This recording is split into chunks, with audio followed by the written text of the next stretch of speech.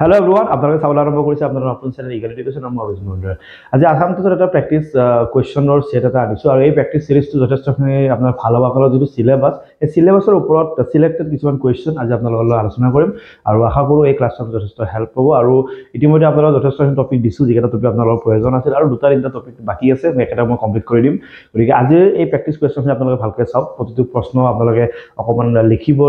কৰিব কাৰণ মেথছটো আপুনি চাই যদিও বুজি পোৱা যেন লাগে আপনি 100% বুজি নাপাব বা কৰব না কৰবাৰ পাহৰি যাব দুদিন বা তিনিদিন পিছত গতিকে লিখি পেলাই প্ৰেক্টিছ কৰিব যাব মই কুৱেশ্যনটো যেতিয়া দিম আপুনি লাগিলে লিখি ল'ব লিখি পেলাই সেই কুৱেশ্যনটো মই যেনেকৈ সলভ কৰিছো আপুনি লিখি পেলাই আপুনি এনেকৈ এবাৰ সলভ কৰিব তেতিয়া আপোনাৰ মনত থাকিব অন্যথা আপুনি পাহৰি যাব ওকে তো পৰম লগত আৰম্ভ কৰিছো আসামটো এটা ইম্পৰ্টেন্ট প্ৰেক্টিছ ষ্টেপ তো আপোনাৰ সন্মুখতে প্ৰথমটো প্ৰশ্ন তো কি আছে প্ৰশ্নটো এবাৰ আপোনালোকে ভালদৰে চাই লওক two sides of a triangle are length 5 cm and 1.5 মানে এটা ত্ৰিভুজ আছে ত্ৰিভুজটোৰ এটা বাহু দিয়া আছে 5 সেমি আৰু এটা বাহু দিয়া আছে 1.5 সেমি ঠিক আছে এতিয়া আমাক সুধিছে the length of the third side 3 number বাহুটো কিমান হলে ত্ৰিভুজটো মানে ফৰ্ম নহয় নো সুধিছে মানে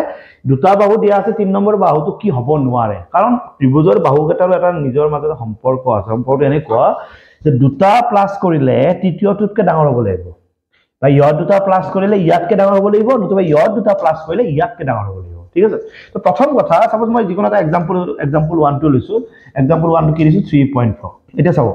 এইটো আৰু এইটো প্লাস কৰিলে হা এইটো আৰু এইটো প্লাস কৰিলে কিমান হ'ব সব 3.4 আৰু 1.5 প্লাস কৰিলে কিমান হৈছে 4.9 ইয়াতকৈ ডাঙৰ হৈছে নেকি হোৱা নাই বুজি পাইছেনে এইটো আৰু এইটো প্লাস কৰি ইয়াতকৈ ডাঙৰ হ'ব লগা নাই বুজি পাইছেনে এইটো আৰু এইটো প্লাস কৰি ইয়াতকৈ ডাঙৰ হ'ব কিন্তু এইটো আৰু এইটো প্লাস কৰোতে ইয়াতকৈ ডাঙৰ নহল তো আমাৰ নোহোৱাটো উদিছে তো অপচন এ টো মই চেক কৰিছো অপচন এ টো যে মই আনসাৰটো পাইছো তো অপচন এ টো কাৰেক্ট আনসাৰ হয় বাকি এটা আপনি চাবচোন যিকোনো এটা চাব আৰু অপচন ডি টো এবাৰ আপোনাক মই টেস্ট কৰাই দেখাই দিছো এটো 5 আছে এটো 1.5 আছে এটো 4.1 সো এইটো মই প্লাস কৰিছো কিমান হ'ব 5 + 1 ইজ দ্যাট মিন্স 5.6 ইয়াতকৈ ডাঙৰ হৈছে এই দুটা প্লাস কৰি মই দেখাইছো 9.1 ইয়াতকৈ ডাঙৰ হৈছে এই দুটা প্লাস কৰি দেখাইছো মই 6.5 ইয়াতকৈ ডাঙৰ হৈছে দেখিছে কিন্তু এয়া হোৱা নাছিল ইয়াৰ এটা জায়গাত ইয়াতকৈ ডাঙৰ হোৱা নাই গতিকে নোহোৱাটো সুধিছে ক্যান নট বি সুধিছে ৰাইট তো অপচন এ টো শুদ্ধ উত্তৰ ওকে পিছৰ প্ৰশ্ন the area of the largest triangle that can be inscribed in a semicircle okay এটা অৰ্ধবৃত্ত আছে অৰ্ধবৃত্তটো দেখানে নে কোৱা বৃত্তটো চেণ্টাৰটো ইয়াত থাকে ইয়াৰ পৰা লাগে কি হয় ৰেডিয়াস অৰ্থাৎ ব্যাসাৰ্ধ তো ব্যাসাৰ্ধটো আমাক কিমান দিয়া আছে r ইউনিট ওকে তো আমাক কৈছে এই যোনটো অৰ্ধবৃত্ত দেখিছো বা সেমিসাৰ্কেল দেখিছো ইয়াৰ ভিতৰত যদি মই আটাইতকৈ ডাঙৰ এটা ত্ৰিভুজ আছে আটাইতকৈ ডাঙৰ ত্ৰিভুজ মই এনেকুৱা সৰুকৈ আঁকিব পাৰো এনেকুৱা আটাইতকৈ ডাঙৰ মানে নিশ্চয় ইয়াৰ লোকে যদি আহে ইয়াতকৈ ডাঙৰ আৰু আঁকিব নোৱাৰিম পাৰিব নেকি নোৱাৰো এই যোনটো ত্ৰিভুজৰ ভিতৰত আঁকিলো তাৰ কালি কিমান ত্ৰিভুজৰ কালি সূত্ৰ কি জানে হাফ পূৰণ ভূমি পূৰণ উচ্চতা এইটো হৈছে ত্ৰিভুজৰ কালি ভূমি মানে হৈছে কি যাৰ ওপৰত ত্ৰিভুজটো থিয় দি আছে ত্ৰিভুজটো কাৰ ওপৰত থিয় দি আছে ইয়াৰ পৰা ইয়ালৈকে এখানে ভূমি হয় ইয়াৰ লেন্থ কিমান ইয়াৰ পৰা ইয়ালৈকে যদি r হয় ইয়াৰ পৰা ইয়ালৈকে যদি r হয় গোটেইখিনি কি হ'ব 2r ইয়াৰ জাত মই কি লিখিছো 2r উচ্চতা মানে ত্ৰিভুজটো কিমান অখ ইয়াৰ পৰা সিধাকে যদি মই টানো এটা উচ্চতা হৈ আছে ওকে আৰু এটো যদি সেন্টাৰ হয় সেন্টাৰৰ পৰা ইয়ালৈকে যদি ব্যাসাৰ্ধ সেন্টাৰৰ পৰা ইয়ালৈকে আমি ব্যাসাৰ্ধই হ'ব ন তো উচ্চতা কি হ'ব r 2 আৰু 2 কাটিছো অকল কি আছে দুটা r * r ইজ কিমান r স্কয়ার অপচন আছে ওকে অপচন এ টো শুদ্ধ উত্তৰ বুজি পাইছে আপোনালোকে এটো question number 2 okay question number 3 the point which lies on the perpendicular bisector of the line segment okay এটা লাইন আছে লাইনৰ ইফালে এটা বিন্দু আছে বিন্দুটো কি -2, -5 আৰু ইফালে এটা বিন্দু আছে কি 2, 5 এটো বিন্দুৰ নাম দিয়া আছে a আৰু এটো বিন্দুৰ নাম দিয়া আছে b আমাৰ উদিছে একেবাৰে মাজত যদি এটা বিন্দু লওঁ বা যেটো বিন্দুত মই এটা বাইসেক্ট কৰিম বা মাজত কাটা যদি যোনটো বিন্দু থাকিব সেই বিন্দুটোৰ স্থানাংক কিমান হদে মাজৰ বিন্দুটোৰ স্থানাংক বুলি ক'লে এটা সূত্ৰই আছে যাক আমি মিড পইণ্ট ফৰ্মুলা বুলি কওঁ মই আপোনাক কোঅৰ্ডিনেট জিওমেট্ৰি বুলি টপিকটো পঢ়াইছো আপুনি চাইছে তাতে এই বস্তু শিকাইছো এই মাজৰ বিন্দুটো কেনেকৈ ওলাই জানে ইয়াৰ যোনটো প্ৰথম আৰু ইয়াৰ যোনটো প্ৰথম দুটা আপুনি প্লাস কৰি 2 ৰে হৰণ কৰিব মধ্যবিন্দুৰ প্ৰথমটো পাই যাব ইয়াৰ যোনটো সেকেন্ড আৰু ইয়াৰ যোনটো সেকেন্ড অৰ্থাৎ সেকেন্ড প্লাস কৰি 2 দি হৰণ কৰিব ইয়াৰ সেকেন্ডটো পাই যাব -2 + 2 মানে 0 0 divided by 2 that means 0 হ'ব -5 + 5 মানে 0 0 divided by 2 মানে আকৌ 0 হ'ব তো মধ্যবিন্দুটো কি পাইছো 0, 0 এটো মধ্যবিন্দু সূত্ৰ বুলি কয় মিড পইণ্ট ফৰ্মুলা অপচন এ টো শুদ্ধ উত্তৰ ঠিক আছে বুজি পাইছে প্ৰবলেম নাই The length of the chord which is at a distance of 12 cm from the center of a circle of radius 13 cm. Okay. The length এটা বৃত্ত আছে বৃত্তৰ chord মানে হৈছে জ্যা মানে কি ইয়াৰ পৰা আলৈকে যদি মই এটা লাইন টানিছো চেন্টাৰটো সব ইয়াত আছে এডালৰ নাম হৈছে chord যাক আমি জ্যা বুলি কওঁ তো এই chordডাল চেন্টাৰৰ পৰা কিমান দূৰত আছে বুলি কৈছে 12 cm দূৰত আছে মানে ইয়াৰ পৰা আলৈকে 12 হয় আৰু ইয়াৰ ৰেডিয়াসটো দিয়া ৰেডিয়াস মানে কি চেন্টাৰৰ পৰা বাউন্ডাৰী তো চেন্টাৰৰ পৰা বাউন্ডাৰী মই এফালে টানিব পাৰো চেন্টাৰৰ পৰা বাউন্ডাৰী মই এফালে টানিব পাৰো চেন্টাৰৰ পৰা বাউন্ডাৰী মই ইয়াতো টানিব পাৰো এইখিনি কিমান 13 cm ইয়াতে এটা সৰু থিওৰাম আছে কাৰণ সাৰ্কুলাৰ থিওৰামখিনি আমাক চাব দিছে এই থিওৰামটো কি যদি এটা জ্যা বা কৰ্ড এনেকে থিওৰি থাকে তাৰ ওপৰত যিডাল পাৰপেন্ডিকুলাৰ লাইন টানি আছো সেই লাইনডালে গোটেই জ্যাডালক মাজত কাটে বাইসেক্ট কৰে মানে ইয়াৰ পিয়ালৈকে যিমান ইয়াৰ পিয়ালৈকে সিমান তো আমাক ওলাব কি দিছে the length of the chord গোটেইডালৰ ভ্যালু দিছে তো গোটেইডালৰ ভ্যালুটো ওলাৰ আগতে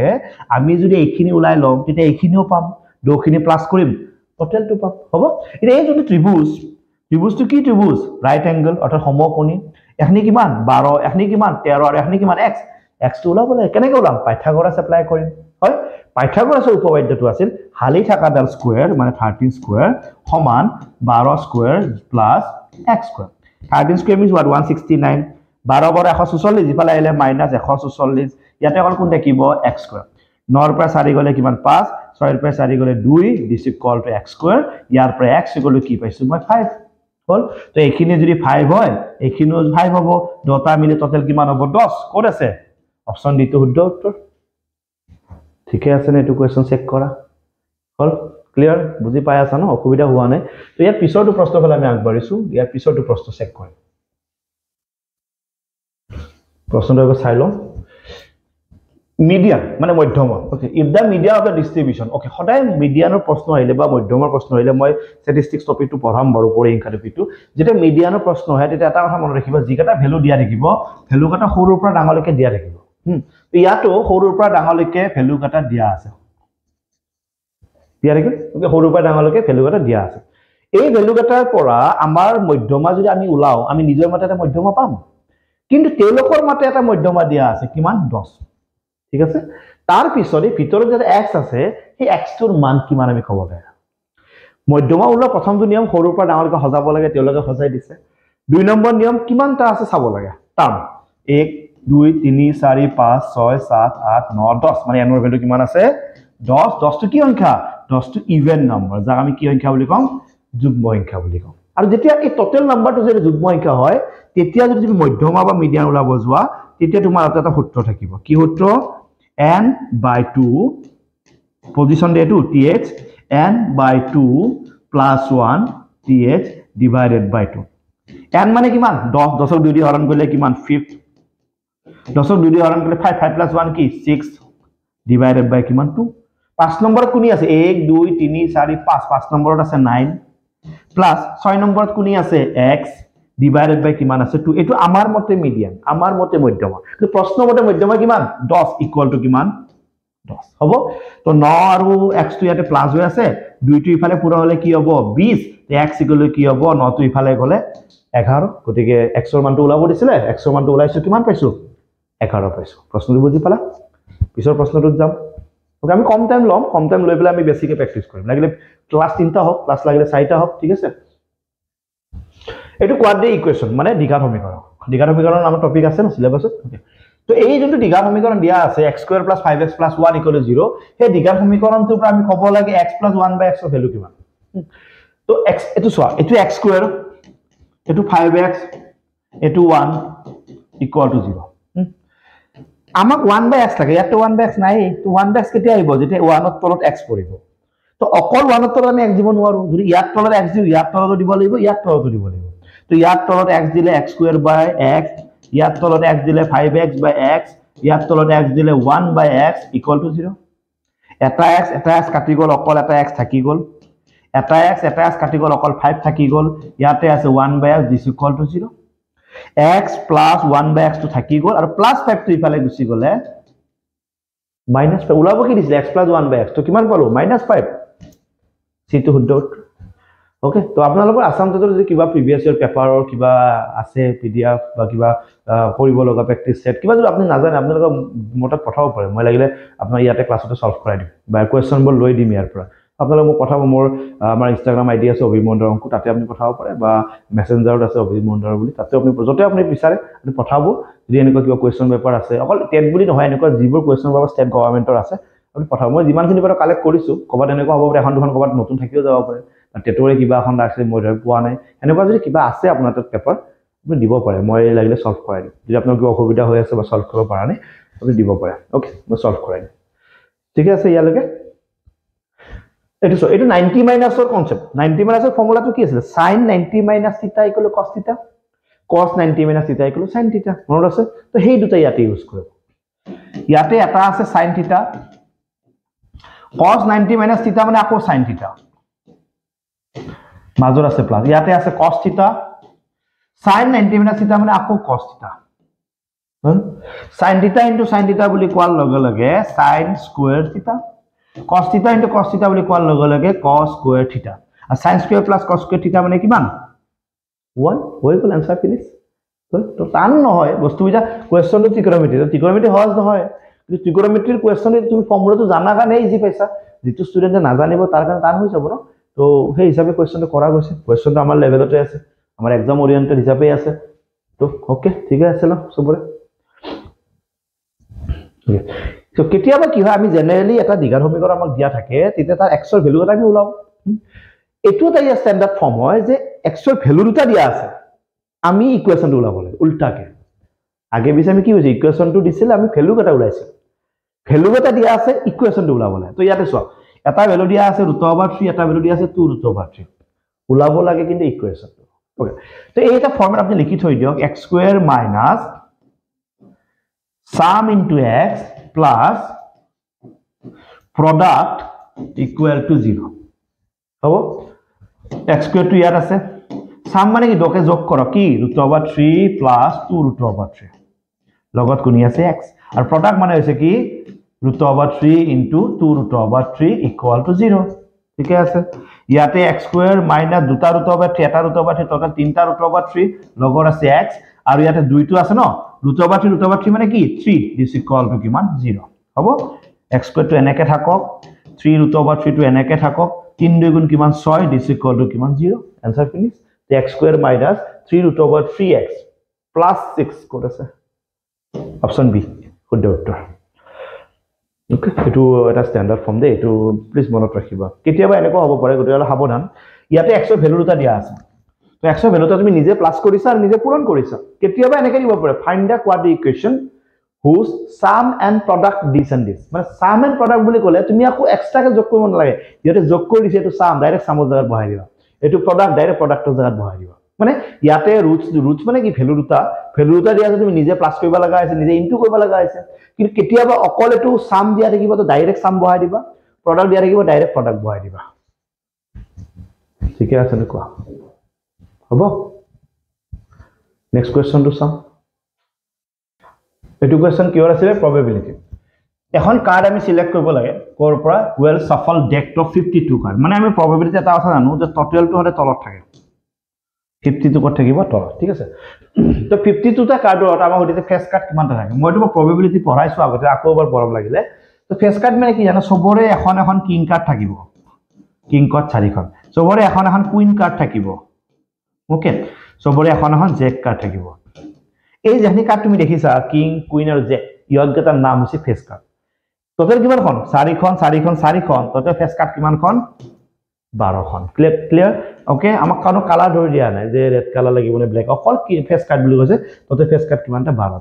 2 দি কাটিছো 6 বাৰ 2 দি কাটিছো 26 2 দি কাটিছো 3 বাৰ 2 দি কাটিছো 13 দ্যাট আনসাৰ 3 বাৰ 13 3 বাৰ यस অপশন এ তো শুদ্ধ উত্তৰ ঠিক আছে ওকে প্ৰবাবিলিটিৰ প্ৰশ্ন আহিলে মানে পাৰিবা তা চিন্তা নাই বৰো ঠিক আছে ন হ'ব the angular elevation of a top of a building সবারে বিল্ডিং আছে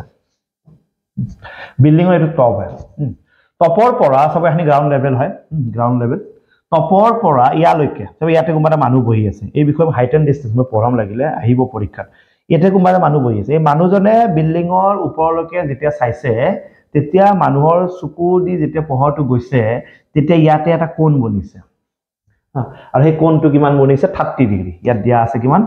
30 ডিগ্ৰী বুলি দিয়া আছে হল এতিয়া আমাক কৈছে এই যোনটো মানুহ বহি আছে বা বিন্দু বুলি কৈছে, মই মানুহ বুলি কৈছো, এই যোনটো মানুহ বহি আছে, মানুহজন 30 metre away from the foot of the building, এই বিল্ডিঙৰ তলৰ পৰা কিমান দূৰত মানুহজনে বহি আছে? 30 মিটাৰ দূৰত মানুহজনে বহি আছে। এতিয়া আমি ক'ব লাগে হোৱাট ইজ দ্য হাইট, মানে ইয়াৰ পৰা ইয়ালৈকে যোনটো হাইট, এই হাইটটো কিমান আমি ক'ব লাগে, হাইটটো কিমান আমি ক'ব লাগে, ঠিক আছে? তো ইয়াতে কি জানে, সদায় এটা কথা মনত ৰাখিবা, এই যিটো এংগুল দিয়া আছে, এংগুলৰ সন্মুখত থকাডাল পাৰপেণ্ডিকুলাৰ মানে লম্ব, আৰু লগত থকাডাল বেছ মানে ভূমি, মানে লম্ব আৰু ভূমিটোৰ কথা চলি আছে। ভূমি দিয়া আছে, লম্ব ওলাব লাগে, এডালৰ কথা একো কোৱা নাই। তো ভূমি লম্বৰ কথা যেতিয়া চলে, তেতিয়া তুমি ত্ৰিকোণমিতিৰ 10 ইউজ কৰিবা। 10 কিমান? 30। 10 ৰ ফৰ্মুলা কি? পাৰপেণ্ডিকুলাৰ বাই বেছ। ওকে, তো পাৰপেণ্ডিকুলাৰ মানে এডাল, বেছ মানে কিমান? 30। আৰু 10-30 ডিগ্ৰী ভেলু এটা তোমাৰ তাত আছে, এই ভেলুটো হৈছে